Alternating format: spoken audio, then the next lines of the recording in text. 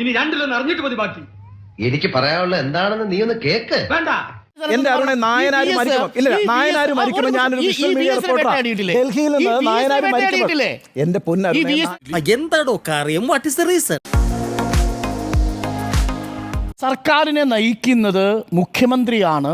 ആ മുഖ്യമന്ത്രിയുടെ കീഴിലുള്ള മന്ത്രിമാരെ മാറ്റില്ല എന്ന് സെക്രട്ടറി പറയുമ്പോൾ ഭരണവിരുദ്ധ വികാരം ഈ തെരഞ്ഞെടുപ്പിൽ തിരിച്ചടി ആയിട്ടില്ല എന്നതാണ് CPM-ന്റെ വിലയിരുത്തൽ. മണ്ണാങ്കട്ട CPയുടെ വിലയിരുത്തൽ വന്നിട്ടുണ്ട്. CPM-ന്റെ വിലയിരുത്തലല്ലേ പറയുന്നത്, CPയുടെ വിലയിരുത്തൽ വന്നുകൊണ്ടിരിക്കുക. ഭരണവിരുദ്ധ വികാരം ഒരു ഘടകമായിട്ടുണ്ടെന്ന് എം വി ഗോവിന്ദൻ പറഞ്ഞിട്ടില്ലേ? ഞാനൊരു എക്സാമ്പിൾ പറഞ്ഞിട്ടില്ലേ നേരത്തെ? അതെ, ആ CPM പറഞ്ഞു, മുഖ്യമന്ത്രി നിഷേധിച്ചു. ഭരണവിരുദ്ധ വികാരം മുഖ്യമന്ത്രിയുടെ മാത്രമാവുന്നത് എങ്ങനെയാ? അങ്ങനെ പറഞ്ഞില്ലല്ലോ. നോക്കൂ, നമ്മൾ വിചാരിക്കുന്നത് പോലെ നാളെ രാവിലെ എഴുന്നേറ്റ് പിണറായി വിജയനാണ് ഈ തെരഞ്ഞെടുപ്പിന്റെ പരാജയത്തിന്റെ കാരണം എന്ന് കരുതി ചൂട്ടുകറ്റയുമായിട്ട് ഇറങ്ങി കൂടോത്രം നടത്തുന്ന ഒരു പാർട്ടി അല്ല കമ്മ്യൂണിസ്റ്റ് പാർട്ടി എന്നാണ്. ഇയാൾ കമ്മ്യൂണിസ്റ്റ് ആണോ? അതെ, CPM ഏരിയ കമ്മിറ്റി മെമ്പറാണ്. വെരി ഗുഡ് കാര്യം എന്ന് പറഞ്ഞോട്ടെ. അതായത് ഈ പിണറായി വിജയനാണ് ഈ തോൽവിക്ക് ഉത്തരവാദി, കേവലം പിണറായി വിജയൻ മാത്രമാണെന്നൊരു വിലയിരുത്തൽ സുജയ പറഞ്ഞ സ്റ്റേറ്റ്മെന്റ് തന്നെയാണ്. മിണ്ടാതിരുന്നാലും എന്തിനാ ശ്യാമള വെറുതെ മെക്കിട്ട് കയറുന്നത്? എന്റെ കൺസേൺ ഇത്രയേ ഉള്ളൂ ഉണ്ണി ബാലകൃഷ്ണൻ. CPM അത് വിലയിരുത്തിയിരിക്കുന്നു. ഒരു തർക്കമില്ല. വളരെ പോസിറ്റീവായിട്ട് നിങ്ങൾ സ്വാഗതം ചെയ്യുകയല്ലേ ചെയ്യുക. ആ വിലയിരുത്തൽ എന്താ പറഞ്ഞിരിക്കുന്നത്? എന്ത് തെറ്റുപറ്റിയെന്നാണ് വിലയിരുത്തിയത്? അത് പാർട്ടി ഫോറങ്ങളിലല്ലേ? അതാണ് പ്രശ്നം. ഇവളെന്താ ഒരുമാതിരി വാവെടുത്ത പശുവിനെ പോലെ? ജനങ്ങളോട് പറയണം ഞങ്ങളുടെ പിഴവുകൾ 1964 ശേഷം CPM പാർട്ടി എല്ലാ തെരഞ്ഞെടുപ്പ് പരാജയത്തിന് ശേഷം ജനങ്ങളോട് എങ്ങനെ വിലയിരുത്തുന്നു? ചാനൽ ചർച്ച വഴിയാ? അല്ല, അന്ന് ഈ ചാനലുകളൊന്നും ഇല്ലല്ലോ. ഇവന് കുറച്ചു ബുദ്ധി ഉണ്ടായിരുന്നെങ്കിൽ മന്ദബുദ്ധി എന്നെങ്കിലും വിളിക്കായിരുന്നു. അതും ഇല്ലാതായി. ചാനൽ ചർച്ചയിൽ വന്നിട്ട് പറയണം എന്നുള്ളതല്ല പറയുന്നത്. സഭയിൽ മുഖ്യമന്ത്രി എങ്ങനെ പ്രതികരിക്കുന്നു, സഭയിൽ എങ്ങനെ മുഖ്യമന്ത്രി പ്രതികരിക്കുന്നു എന്നുള്ളത് പാർട്ടിയുടെ ഒരു പ്രത്യയശാസ്ത്ര പദാവലിയാണ്. ശരി, ഭയങ്കര ഈ മുതലാളിത്തമുള്ള ചങ്ങാത്തം എങ്ങനെയാണ് ഈ യാത്രയിലൊക്കെ ജനങ്ങളുടെ അങ്ങനെ ചുരുക്കി കാണല്ലേ വെറുതെ ഡയലോഗ് അടിക്കണം. നിങ്ങൾ ജനങ്ങളിൽ നിന്ന് കേൾക്കുമെന്ന് പറഞ്ഞ ശേഷം നിങ്ങൾ ആരൊക്കെയായിട്ടാണ് ചർച്ച നടത്തുന്നത്? മുതലാളിത്ത ചങ്ങാത്തം എന്ന് പറഞ്ഞാൽ മുതലാളിമാരുമായിട്ടുള്ള ചങ്ങാത്തം എന്ന അർത്ഥത്തിലല്ല. ആ മുതലാളിത്തം എന്ന് പറയുന്ന വ്യവസ്ഥ നിങ്ങളുടെ നയത്തെ എങ്ങനെയാണ് സ്വാധീനിക്കുന്നത്? ക്ലിഫ് ഹൗസിന്റെ അടുക്കളയിൽ കൂടി കയറുന്ന ഒരു പ്രശ്നമല്ല. ക്ലിഫ് ഹൗസിന്റെ അടുക്കളയിൽ കൂടി ഒരാൾ കയറിയ ചെറിയ വട കൊടുത്ത് വലിയ വട വാങ്ങിച്ചു.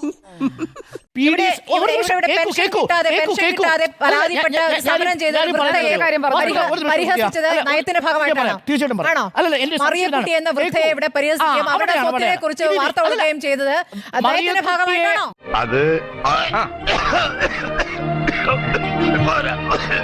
ഏതെങ്കിലും തരത്തിൽ അഴിമതിയുമായി ബന്ധപ്പെട്ട് സർക്കാരിനെതിരെ ആക്ഷേപമുണ്ടെങ്കിൽ അത് വിജിലൻസിന് കേസ് അന്വേഷിക്കാവുന്നതാണ്. അങ്ങനെ വിജിലൻസിന് കേസ് അഴിമതി ഒരു ഘടകമാണ്. പാർട്ടി വിജിലൻസ് ഉണ്ടോ? അഴിമതി ഒരു ഘടകമാണ്.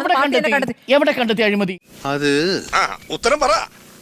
അത് അഴിമതി എന്നുള്ളത് തെരഞ്ഞെടുപ്പ് പരാജയത്തിലുള്ള ഘടകമാണെന്ന് അഴിമതി ഈ സർക്കാരിനെതിരെ ഏത് മന്ത്രിക്കെതിരെ അഴിമതി ആരോപണം? മന്ത്രിക്കെതിരെ പാർട്ടി നേതാക്കൾക്ക് ശരി അഴിമതി ആരോപണം ഒന്നും ഉണ്ടായില്ലേ? ഏത് മന്ത്രിക്കെതിരെ? നന്നായിട്ട് അറിയായിരുന്നു ഈ ചൂട് തൊണ്ടേക്കറി കുരുങ്ങി. ആരോപണം തന്നെ. അതിൽ അന്വേഷണം നടക്കുന്നില്ലേ ഇപ്പോൾ? കേരളത്തിലെ ഏതെങ്കിലും ഒരു മന്ത്രിക്കെതിരെ കേന്ദ്ര ഏജൻസികളുടെയോ സംസ്ഥാനത്തിന്റെയോ ഏതെങ്കിലും ഒരു ഏജൻസിയുടെ FIR-ൽ ഏതെങ്കിലും ഒരു മന്ത്രിയുടെ പേരുണ്ടോ? നീ അറിഞ്ഞ ഞാൻ പെട്ടു. അങ്ങനല്ല, ഒരു മന്ത്രിക്കെതിരായ ആരോപണം വരുമ്പോഴല്ല അരുണേ ഒരു പാർട്ടി പ്രതിസന്ധിയിലാണ്. ഇപ്പൊ കരുവന്നൂർ പോലെ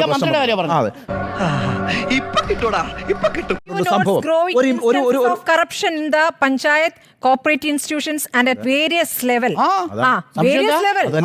This must be checked and strictly curbed. But why? ആ പാർട്ടിയുമായി ബന്ധപ്പെട്ട് പ്രവർത്തിക്കുന്ന ആളുകൾ പൊതുസമൂഹത്തിൽ പിന്തുടരുന്ന ജീവിതശൈലി ഒരു പ്രധാനപ്പെട്ട വിഷയമാണ്. ആ പ്രശ്നത്തെ പ്രമോദ് കോട്ടലിയുടെ കാര്യവും അത് നേതൃത്വത്തിൽ നോക്കൂ. നിങ്ങൾക്ക് കൈക്കർണാൻ അമേരിക്കയിലേക്ക് കല്യാണക്കുട്ടിയമ്മയായിട്ട് ചികിത്സയ്ക്ക് പോയതല്ലാതെ നിങ്ങൾക്ക് ഒരു പടം കാണാൻ പറ്റുമോ? കെ മുരളീധരനും കല്യാണക്കുട്ടിയമ്മയും കെ കരുണാകരനും പത്മജ വേണുഗോപാലും കൂടി അല്ലെങ്കിൽ അവരുടെ ഭർത്താവും കൂടി പോകുന്നൊരു വിദേശയാത്ര? ആന്റണി പോട്ടെ, ഒരു കാരണവശാലും അങ്ങനെ ഒരു പടം ഉണ്ടാവില്ല എന്ന് പറയാം. ഉമ്മൻചാണ്ടി ഇപ്പുറത്ത് നോക്കൂ, അച്യുതമേനോനാണെങ്കിലും EM ശങ്കരൻ നമ്പൂരിപ്പാടാണെങ്കിലും EK നായനാരാണെങ്കിലും ഒന്നുമില്ല. 100% ഞാൻ യോജിക്കുന്നു.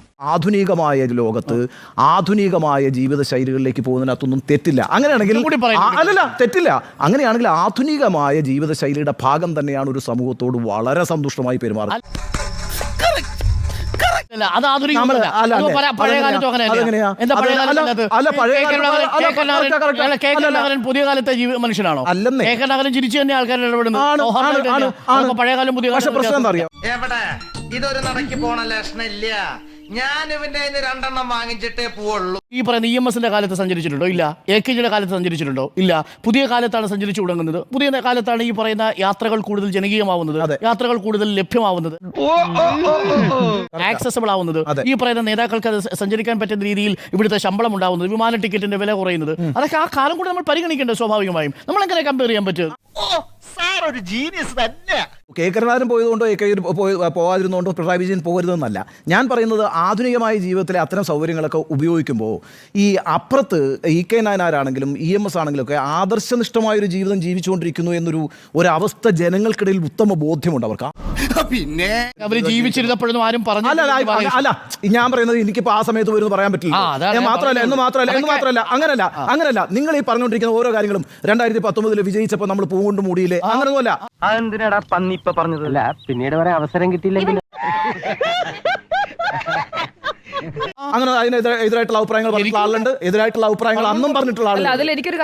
അല്ല അത് മാത്രമല്ല, ഇപ്പൊ നായനാരെയും EMS-നെയും പിന്നെ ഈ പറയുന്ന ചടയം ഗോവിന്ദനെയും AK ഗോപാലിനെയൊക്കെ കുറിച്ച് വലിയ മനുഷ്യ മാതൃകകളായിട്ടാണ് കേരളം കാണുന്നത്. ഞാനത് ചോദിക്കരുതായിരുന്നു. അതിനകത്തൊന്നും ഒരു എതിരോ അവരൊക്കെ മാതൃകകളാകണമെങ്കിൽ ഒന്നീ പാർട്ടി സ്ഥാനത്ത് നിന്ന് മാറണം. ഒന്നുമില്ല. നായനാരോടുള്ള സ്നേഹം എന്റെ അരുണെ നായനാര് മരിക്കുമ്പോൾ ഞാനൊരു വിഷ്വൽ മീഡിയ റിപ്പോർട്ടറാണ്. ഡൽഹിയിൽ നിന്ന് നായനാര് മരിക്കുമ്പോൾ എന്റെ പൊന്നരുണെ മുൻനിർത്തി വാർത്തകൾ വന്നിട്ടില്ലേ? ആയിക്കോട്ടെ.